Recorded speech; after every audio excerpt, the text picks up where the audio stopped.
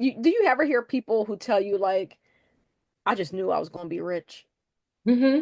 I just knew school and working for somebody else wasn't going to be the end of me, Yeah. right? I realized that energy and what they were saying was fueling my imposter syndrome. Hmm. Um, Once I removed myself from, those rooms, I was able to clearly see that what I had been sitting on for almost 1 year was possibly a gold mine, Yeah. right? So, Hi, it's Don, the BCBA mom, and welcome back to my channel.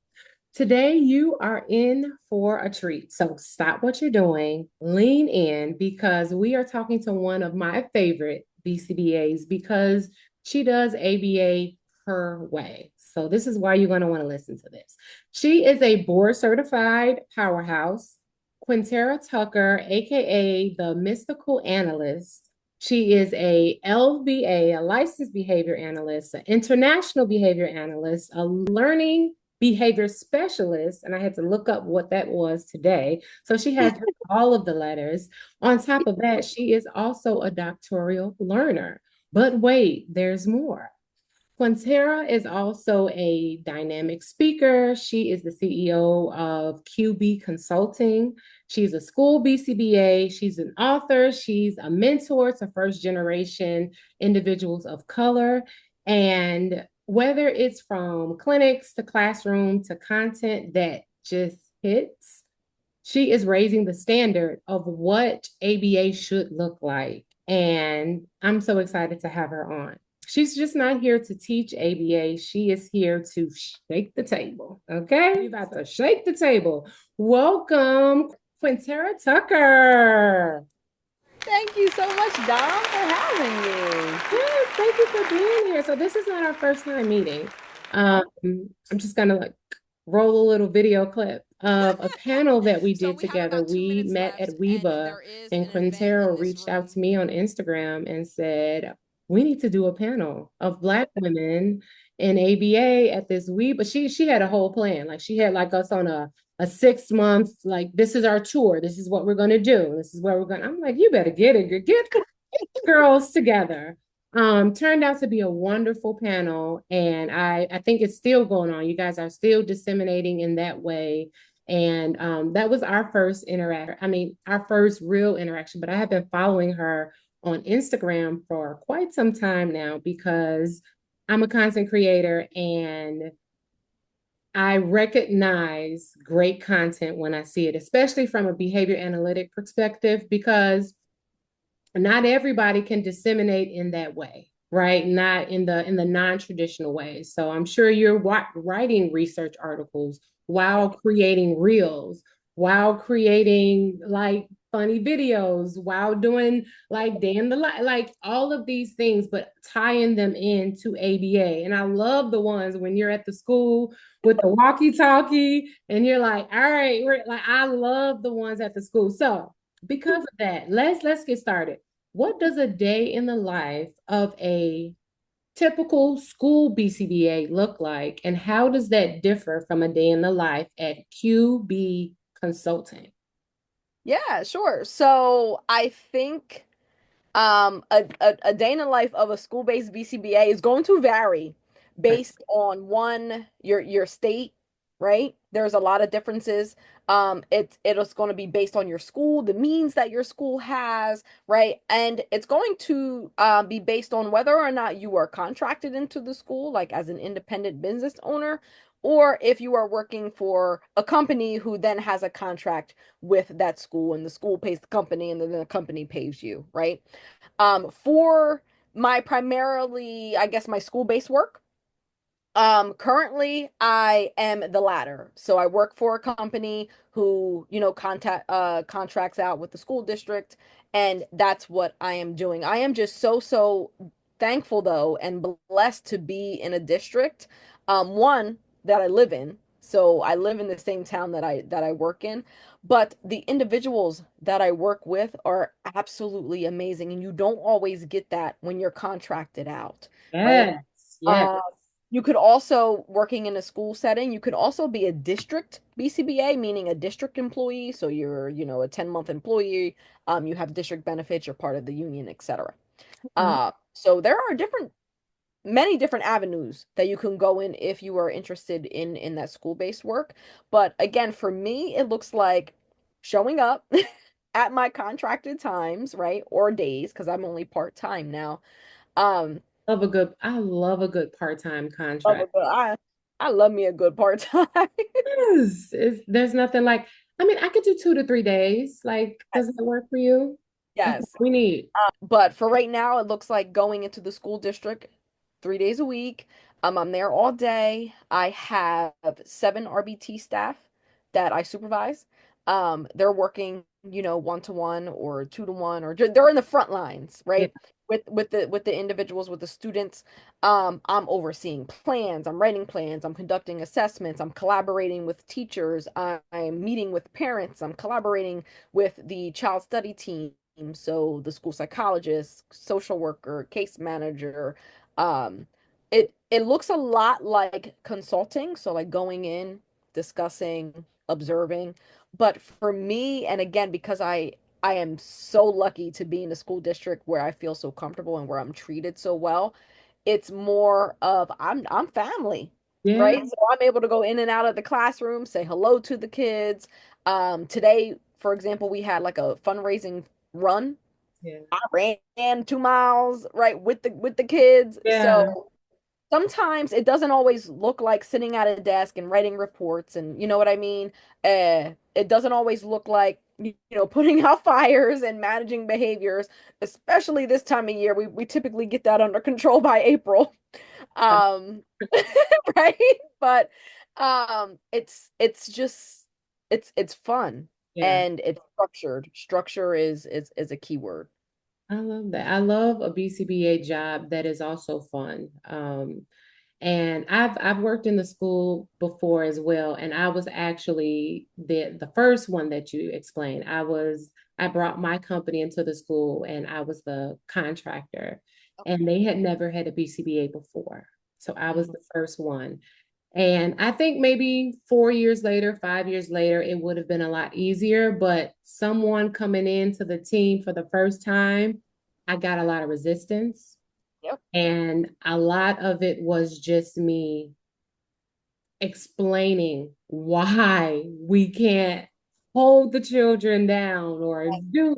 I mean, it was just a lot of unlearning for the teachers. I noticed that I was just doing a lot of training on just autism acceptance and Mhm. just cultural humility and really a lot of professional development. There were no RBTs at the school. I think that would have been great to have another team of people just going in and showing them like how quickly behavior can change or improve or have a significant difference if it were received and plans were followed. But I still loved it. It was really one of my favorite settings to work in because I always say when I work in home, I'm impacting one family, but if I'm working in school, I'm impacting 20 families, right? Because if I get that teacher's buy-in, now every class after me, she's going to be using those ABA strategies with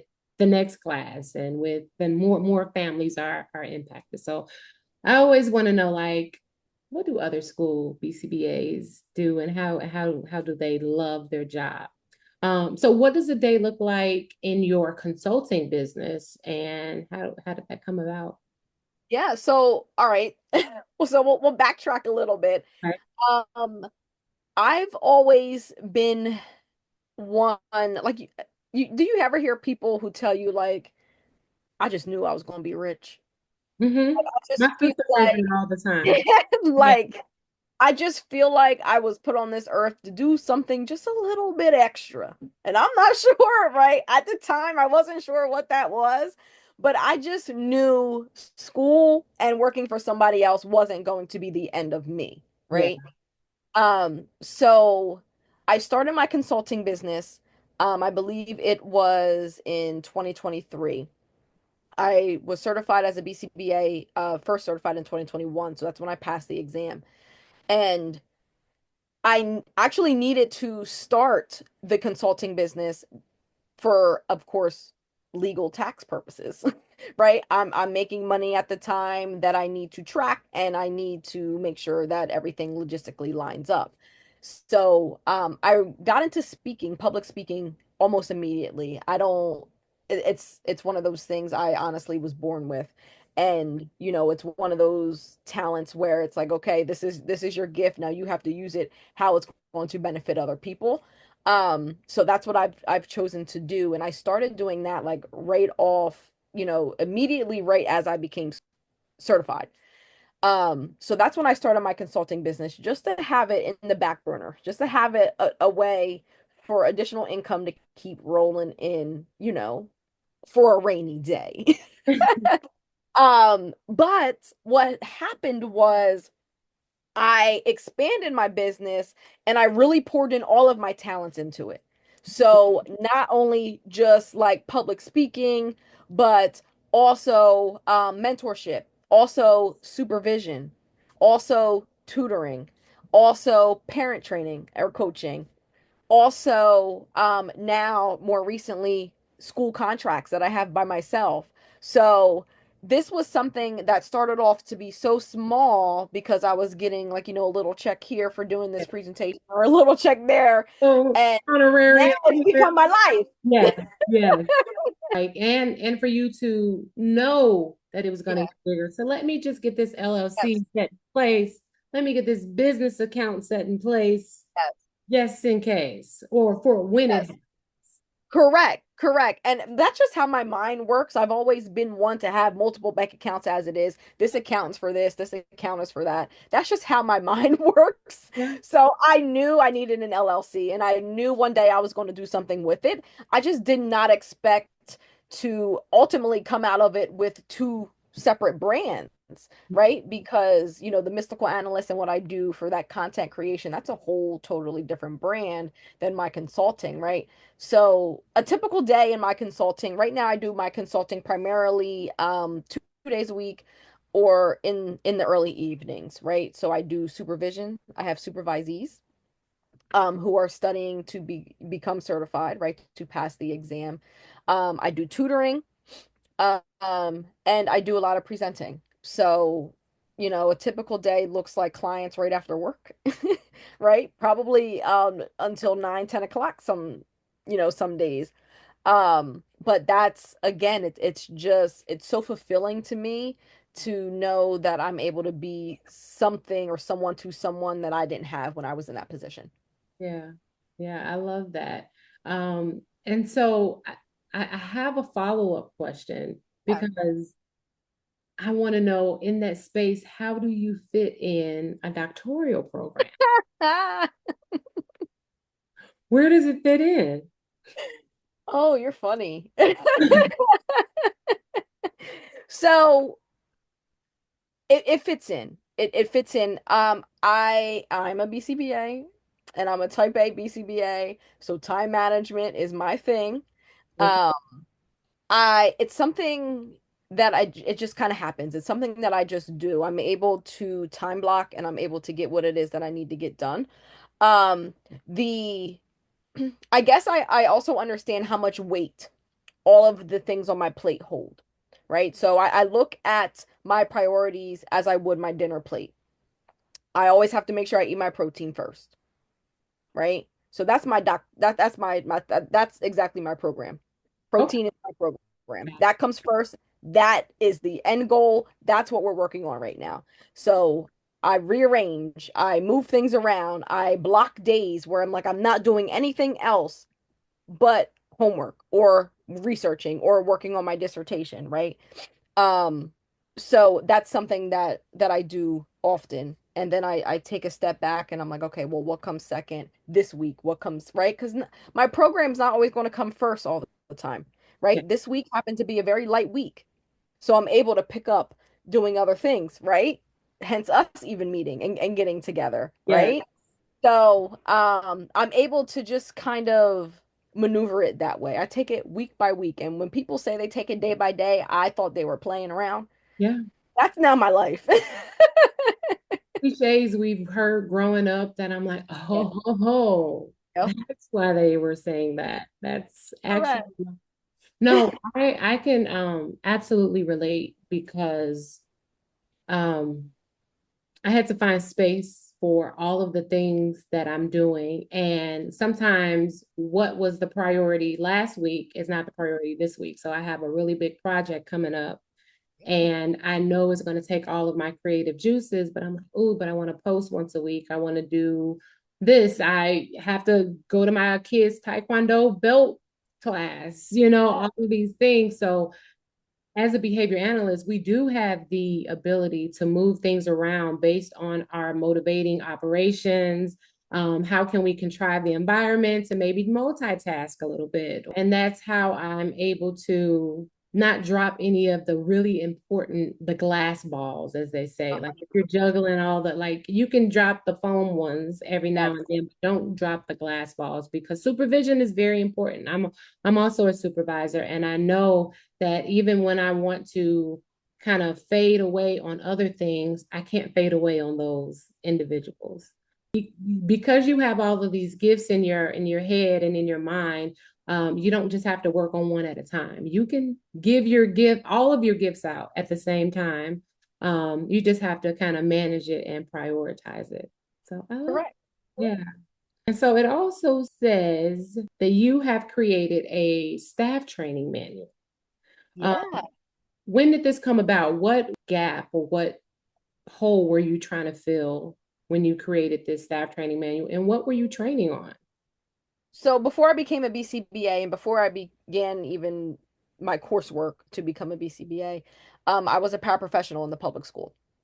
So for about 6 years, maybe, I was a paraprofessional. I worked, one-to-one with students. I've worked in self-contained classrooms. I've worked as a paraprofessional, and I've also worked, alongside of other paraprofessionals. The staff training manual came about because the turnover rate, especially right around the time of COVID. So, because I was an individual who was knowledgeable in ABA, and at this time I'm in my ABA coursework, I was always chosen to train the new hires. I was always chosen to train the individuals who were coming in, just, for whatever reason to turn around in, 3 weeks or so and, rotate out again. Um, so because I was that individual that was always training the new hires, I blatantly I looked at the I looked at the teacher that I was working with at the time and I said, I'm sick of doing this. I'm sick of doing the same thing over and over and over again or giving the same materials over and over again. I said, I might as well just make a book. Yes. And I said, wait a minute. I might as well just make a book. Yeah. So I that came then along came these staff training manuals. So I have two versions. I have one for paraprofessionals in the school setting, right? That one in particular takes a stance or a perspective of, hey, maybe you haven't been introduced to ABA yet. Here's all of our terms. Here's what they mean. Here's what you're going to come across.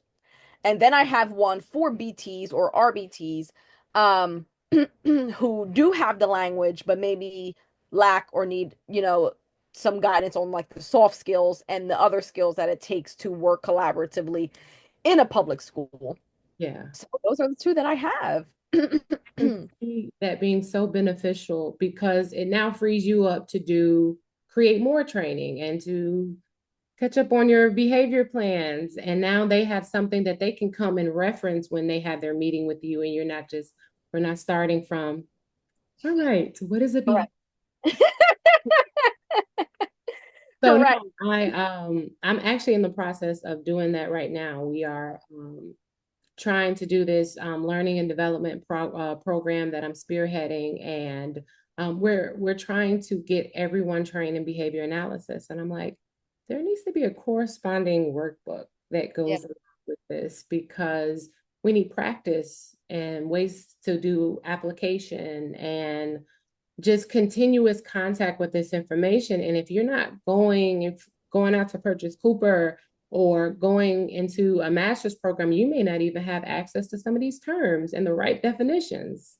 So definitely feeling a need, almost like streamlining yourself. Like I no longer have to do that part of my job, right? Like how do I free up myself in other areas? Oh, well, I've trained you on how to prepare for assessment, so now I don't have to do that part, but now you have that skill set. So what I love about supervision, and I know we were kind of talking about it, but it's just like, yes, it takes a lot of work in the beginning, but you are then delegating and teaching someone else another skill, but then you're taking it off your plate. So then you can continue to learn and pour into yourself. Because if we're always teaching, and when do we get time to learn?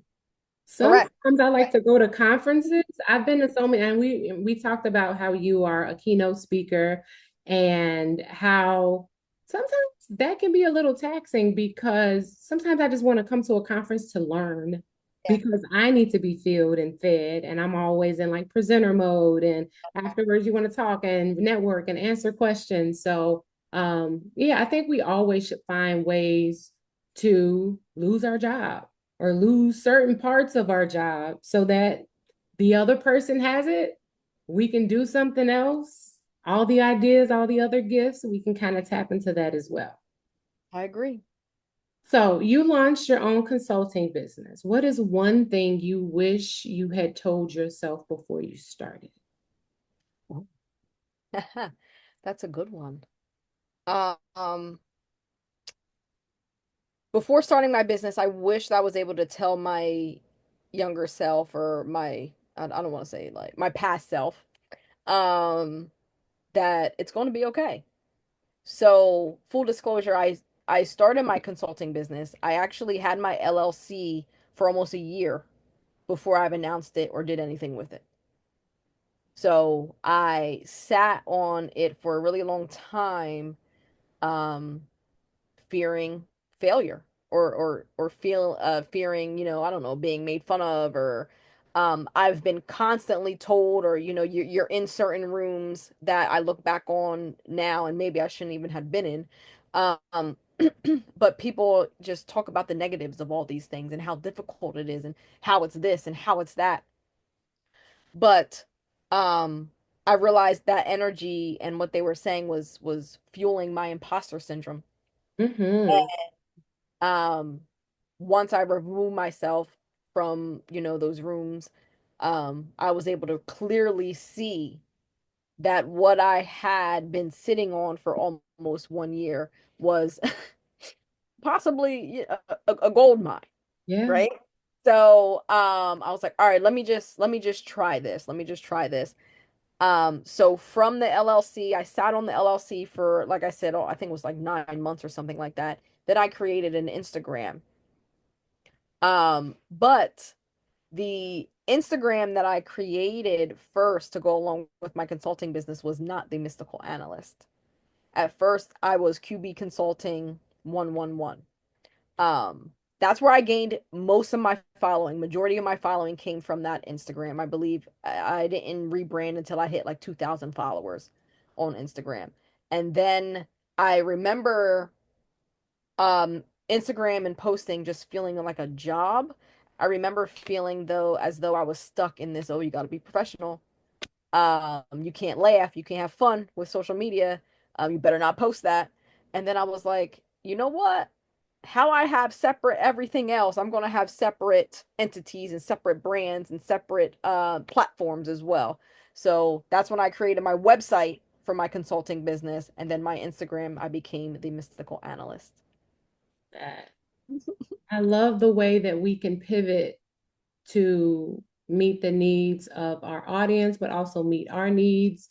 It's like, I want to be silly. I'm not just Yep. what the research says, like I want to be able to show all of me, bring all of me to the table. And sometimes that means pivoting and tapping into other things that bring you joy. So no, I love that. So you will tell her just do it. Just Just do it. be Yep.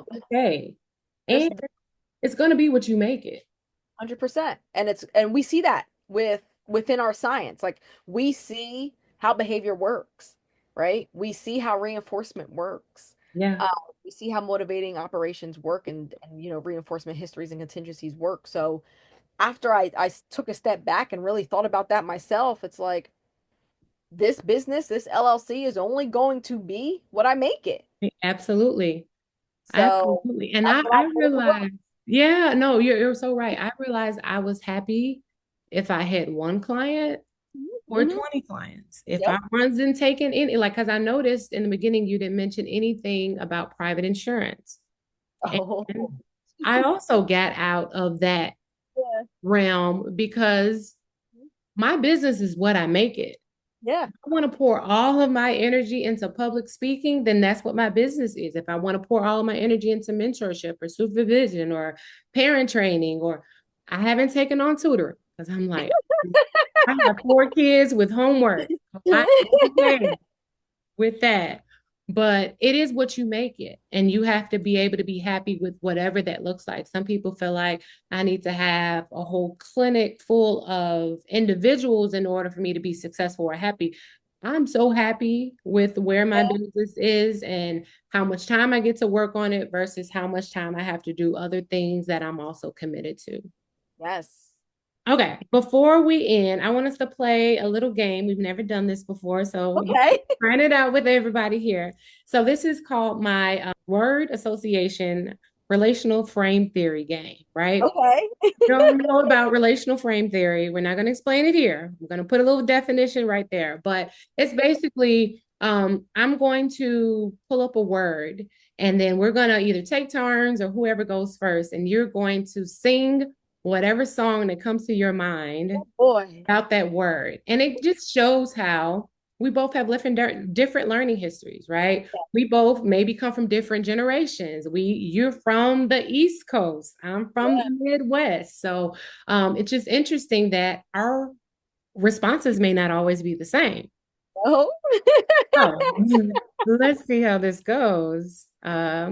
Boy. I'm gonna be so bad at this game, and I shouldn't be because I love music so much. I'm so musically talented and inclined that I probably am not going to do well. Side note, this is another reason why I chose this game for Quintara because she's been singing a lot more in her car on the way to work. And I was like, oh yeah, we're using that. We're bringing that in because that's also how I get through long commutes and long days. And, when I was recovering from knee surgery, if it was Yes, the day that I sang, it was a good day.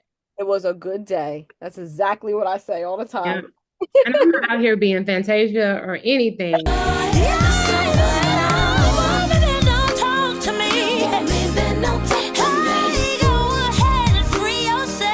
But I just like the in the background. Oh no! If the mic is on, I can hold a note, but Right. that's about it. That's about it. Okay. All right. So let's get started. And so this is our Wheel of Relational Frame Theory game. All right. The word is rain. Rain down on me. Or hold on. I got another one. Can I switch mine? Yes, you can switch it. I'm going to switch it to the Kurt Franklin version. What's the perfect version? Rain down on Oh, me. la la la la la, it falls on me. I like Yep, that yep. one. You know what? I Rain. was I was thinking of the same song, but I was thinking of Kanye's version. Rain, Yep, yep, rain on me, rain. So yeah. yep. Okay. The next one is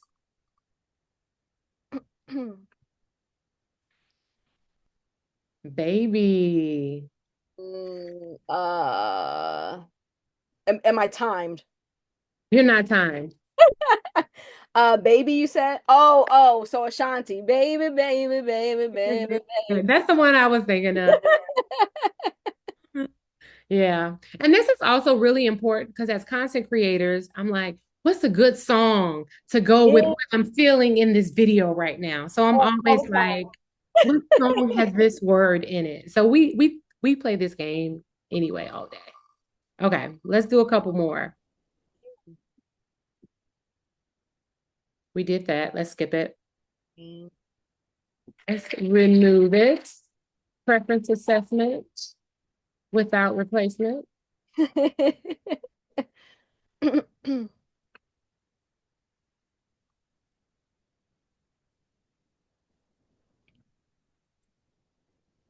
You don't gotta go to work, work.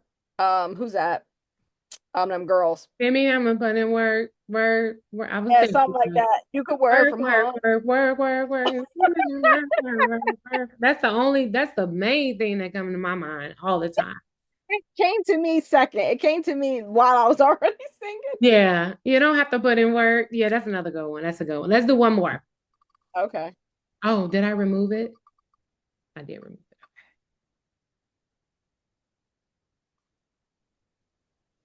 Okay. that's tough. I don't. Ooh, flaws. I'm a train wreck when I'm working. Oh, yep, yep. I'm a beast in the afternoon. Flaws and all. That's the story Flaws of my and life. I all. don't know why you love me because I got some flaws, baby. Indeed. That was Um, fun. oh, thank you for playing. Thank you for participating. So any last words for those aspiring BCBAs who want to do something a little out of the box, unconventional? They're not even BCBAs yet, but they see themselves in that place and they want to put some things in place now. What would you tell that person? Um, just do it. Um, don't let imposter syndrome get in the way. Don't let other people's thoughts or their feelings get in the way. If it's something that you want to do and you've been called to do it, you better get it done. That Mm-hmm. that's just what it is. If it is keeping you up at night and you're tossing and turning, get it done. Yeah. If it's, you're at work and you're constantly reminded or you're constantly thinking about something else, do it.